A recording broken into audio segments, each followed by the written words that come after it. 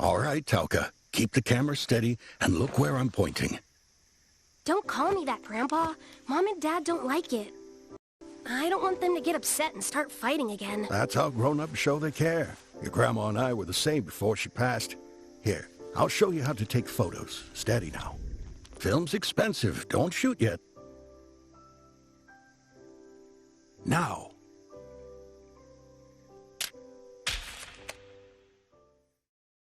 The older we become, the more apparent it becomes that our lives aren't linear.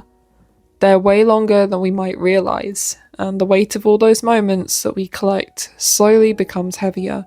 Photography is a way to preserve these changing moments of our lives so that we can hold on to them in a manageable way. But no matter how fondly we think of them, or how painful it is to look back on them, these moments have to remain in the past. How do you hold on to these same feelings you had in those moments, even when you have to make them become memories? It's not just photographs that are the focus of OPUS Prism Peak, but the act of photography itself. This new entry in Studio SIGONO's OPUS series is made with a deep respect for the art of photography, a quality seen really in the Fatal Frame games and in very few others. But instead of horror, this new indie narrative adventure game is filled with the most memorable characters and nostalgic hand-painted scenery, environments that would make any Studio Ghibli fan's eyes water. Beyond its limitations is a profound story about loss, memory, and the bittersweet necessity of letting go. 40-year-old Eugene is a photojournalist, a cafe owner, a husband. Except come the beginning of this journey, he's none of those. He's divorced, he's lost his job, and he's sold his camera. And you'll step into his shoes as he drives to his grandfather's funeral, the one who inspired him to become a photojournalist in the first place. This is until he's caught in a rock slide on the road, from which he wakes to find himself in a new, yet not so unfamiliar world inhabited by spirits.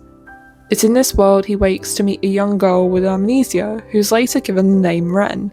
It's moments after they meet that he has to save her from a dark shadow pursuing her called the Shade.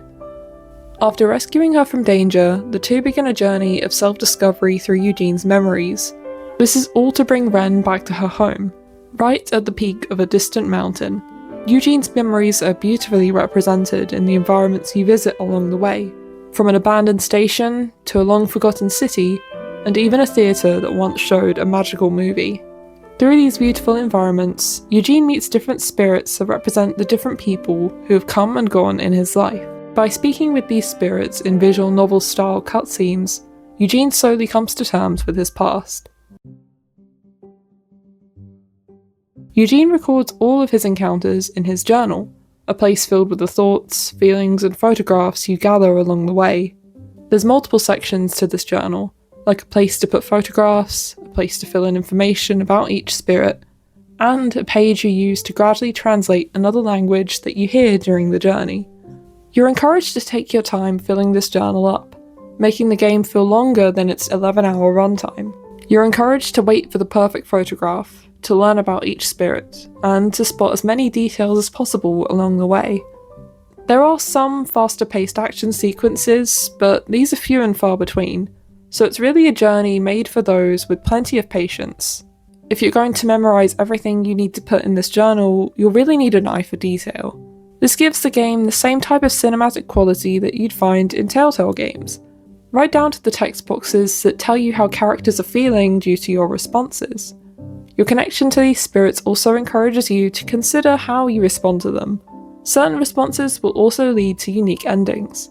There are only some gentle indications when some of these endings will trigger, so there's no pressure to respond in a certain way.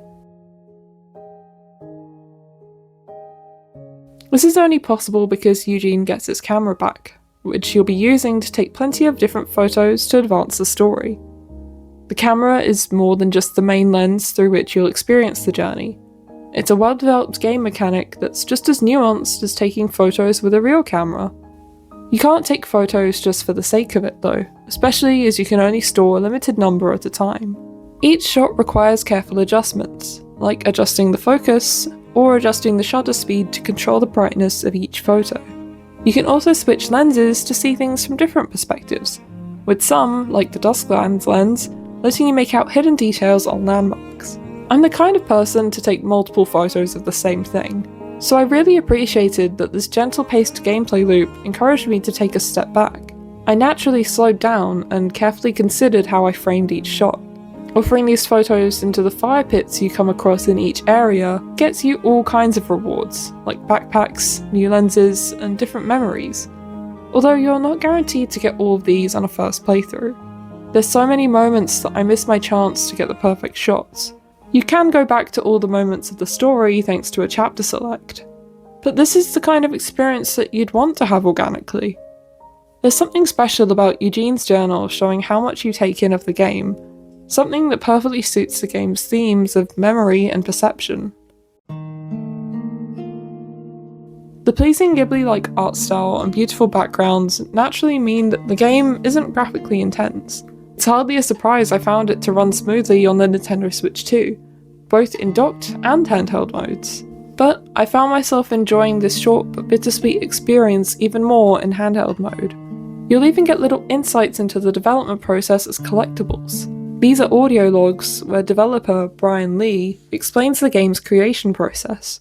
This is something that I wish more games did, and it's this kind of insight that will inspire people to create their own games. Where the audio gets a little jarring is the voice acting. There are some obvious lip syncing issues and certain editing issues where it sounds like audio clips play too fast or too slow. This isn't to discredit the voice performances themselves. These still have immense heart. It's clear how much each actor cares about their character, with Eddie Young as Eugene giving a particularly standout performance. Not only do the voice actors set the tone, but so too does the music throughout. The two tracks by composer Kevin Penkin in particular struck a chord with me. I think this isn't just because I'm a fan of his other work too, but because they perfectly accompany the game's most climactic moments. So rarely do we get to play as people like Eugene. No bright-eyed protagonist starting their hero's journey, but a middle-aged everyman that you could really meet anywhere. But this gives him all kinds of past successes and mistakes to learn from.